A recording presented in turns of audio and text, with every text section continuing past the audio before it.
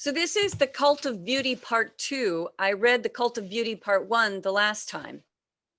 So we pick it up from there. By this title, you might think I'm going to bash beauty or the worshipers of beauty as frivolous and superficial. No, beauty is considered a transcendental. Well, what is a transcendental? Merriam-Webster defines it as relating to a spiritual or non-physical realm.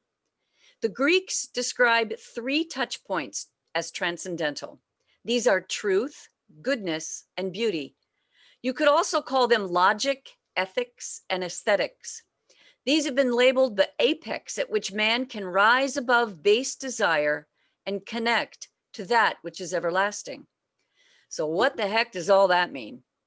It's the point at which nattering thoughts evaporate and time slips away, immersed in that which fulfills and nourishes. For some, it's study and research. For others, it's giving of your energy to another. And for some, it's being in the presence of beauty. To know oneself is to know that which gives you access to the eternal. Do you love solving puzzles, unraveling the secrets of our world, logically pursuing answers that lead to more questions? If the saying research is formalized curiosity, it's poking and prying with purpose, perhaps truth is your touchstone. Do you seek justice or the teachings of compassionate living? If the understanding that all men are created equal and that commitment calls to you, perhaps goodness is your touchstone. The saying, there but for the grace of God go I, might ring true for you. As to beauty, Marcus Aurelius said, dwell on the beauty of life. Watch the stars and see yourself running with them. If that saying speaks to you, then perhaps beauty is your touchstone.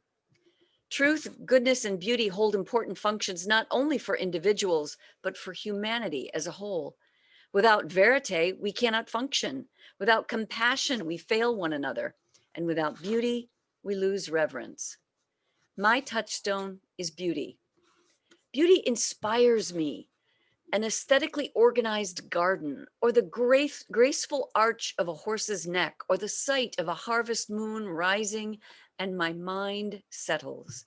I lose myself in beautifully composed music, elegantly written sentences, and the delicate shape of objects. However, as in all these things, there is a dark side to the 3 aspects. We've witnessed the corruption of truth, the subversion of religious teachings, and the subjugation of beauty. When this happens, the transcendental is diminished, denied, and false ideals are worshipped. In a previous post, I stated that men with power push against lawful boundaries and try to get away with what we politely call misdeeds. The line, as long as I can get away with it, speaks to them. Honestly, who hasn't tested the boundaries? We've all been teenagers and questioned the whys and wherefores of just about everything. I have. But there's a big difference between questioning to learn or open up an archaic and biased issue and questioning to undermine and subvert. It has to do with the desire to dominate, control, and crush. The test between the distinctions shows up when the person gets challenged. How do they respond?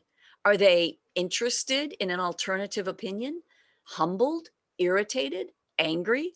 Do you worry that they'll retaliate? When I got caught in typical teenage arrogance, I didn't like the divide between who I thought I was with how I was behaving, which was like some mean girl in a teen movie. I came face to face with my gleeful ego. And frankly, I was horrified of the hurt I had caused and on someone who didn't deserve it. I chose a different path from that moment. But what about the people that don't want to change? They like the excitable, gleeful ego. I witnessed this while playing simple board games. Now, these weren't competitive, cutthroat games such as Monopoly or a World War II reenactment game called Axis and Allies. Nothing like that. Each week we gather, have some snacks, drink some wine, and play a board game. One player had the need not merely to win, but to stomp the others. And I saw it as an unchecked ego, all-consuming and frankly clueless that the behavior wasn't supportive of a friendly game night. After a few weeks of this, eventually game night shrank in attendance, and games weren't fun any longer, and they stopped. Nothing reached this player to alter behavior. Now, my example is a straightforward one, and you might miss the long-term effects. But according to studies, hubris, arrogance, and pretension are related to the need for victory. Hubris often indicates a loss of contact with reality and an overestimation of one's competence, accomplishments, or capabilities. The modern definition of hubris may be thought of as that pride that goes just before the fall. It's only when one hits rock bottom do they consider changing behavior. The only difference between people is the definition of rock bottom. How low is one willing to go before crawling back? Some people never see bottom until it's too late. These are the people I feel for. How do you interact with a stubborn ego?